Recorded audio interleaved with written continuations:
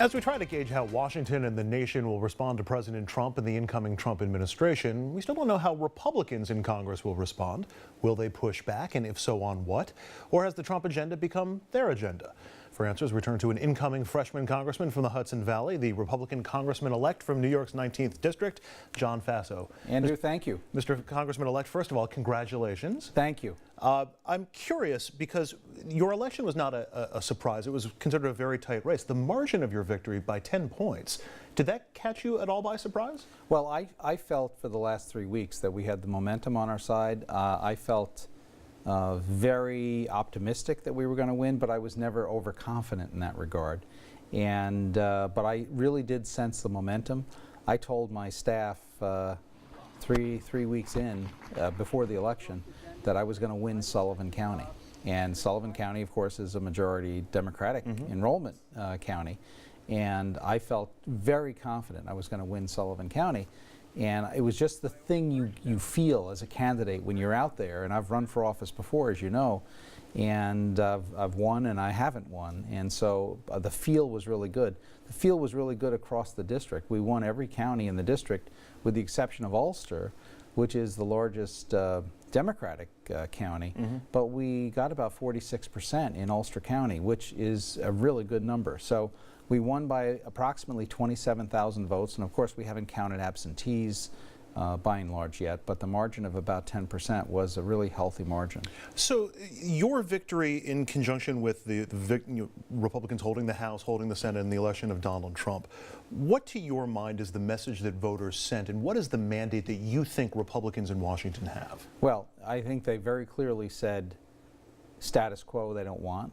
They want to change, and I think really at the presidential level it became an election where Donald Trump became the agent of change and Hillary Clinton was the continuation of the Obama administration. And I think, and we know the candidates both had very high negatives and it was a very acrimonious race, but I think the change message was the one that really at the end of the day mattered, and the states that he carried that were a surprise, Pennsylvania, Wisconsin, Michigan, Ohio, these states were all heavily contested, and they all fell into his column. But beyond just the general notion of change, is there a sense that there were specific policy changes that the people voted for on Tuesday? I think there really was overwhelmingly in the country, but also in my congressional district, people not satisfied about the economy, not satisfied about the direction of the economy. Overwhelmingly, I think it's economic anxiety. And candidly, it is now incumbent upon the new administration and the Republican Congress to get things done. And what I caution people, and I keep saying this, now maybe we have a mandate to get some things done for change, but that is going to be a very short-lived mandate. We have to make sure that we don't overreach. We also have to make sure that we include Democrats in this negotiation and in this process. It can't just be all one thing. That was one of the problems, I think, for instance, with the Affordable Care Act, with Obamacare. They rammed it through. They didn't really listen to people that, like Paul Ryan, who had different points of view on certain things and who warned that this thing was not going to be sustainable. And we shouldn't fall into that same trap. We have to listen, get our point across, take our philosophy and try to implement it, but also listen to what other Americans who may not agree with us are saying. And that's going to be really critical. But there will be a fully throated right end of the Republican Party in Congress, the remnants of the Tea Party, but the Freedom Caucus, I'm sorry, will probably have a more elevated voice given the makeup of Congress and given the Trump administration coming into the White House. Are you concerned that there will be elements trying to pull the party and pull the agenda? I'm really not. I mean, obviously, Paul Ryan and the House Republicans actually have set forth an agenda which the vast majority of Republicans could rally around. It's called A Better Way. Tax reform, regulatory changes. We need to fix the health care system because it's really collapsing right now of its own weight, the Affordable Care Act. So there are a number of areas where we've already laid out an agenda, where the House Republicans have done so. And I think it's much of what Donald Trump is going to embrace is going to be that agenda. So I think in talking to other Republican colleagues in the last couple of days, they're enthused at the notion that we have a president that would actually sign into law many of these policy agendas.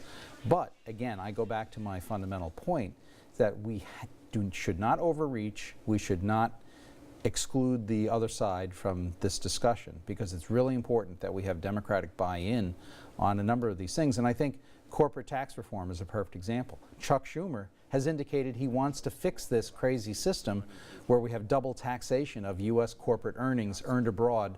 If they're brought home, they get taxed again.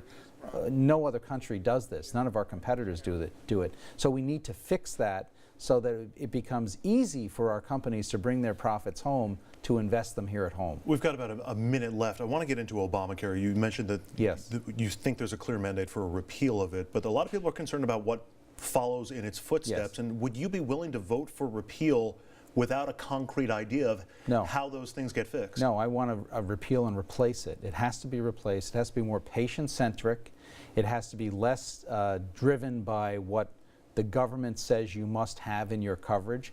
Let the market decide and design different plans so that their needs are accommodated. Do you have an idea of what that replace should or would look like? Because I think a lot of voters who are concerned about this don't necessarily know what the replace part of repeal and replace Well, is. I think, for one thing, the premise that you're going to not be excluded from insurance because of a pre-existing condition, that's going to continue. That's a good idea. I think everyone should agree with that. But I think we need to have different options, not all divined and determined by Washington, but let the industry come up with different health plan options so that it accommodates the different needs of people, especially small business. Congressman-elect John Faso, first of all, congratulations again. Best of luck in Washington. Thank you. And thanks for giving us a few minutes. I look forward to coming back. We look forward to having you. All right, up next, from the GOP to the Democratic Party, how will Dems deal with Trump? Can they block his agenda on things like the Supreme Court and Obamacare? Should they? And who will be the next leader of their party?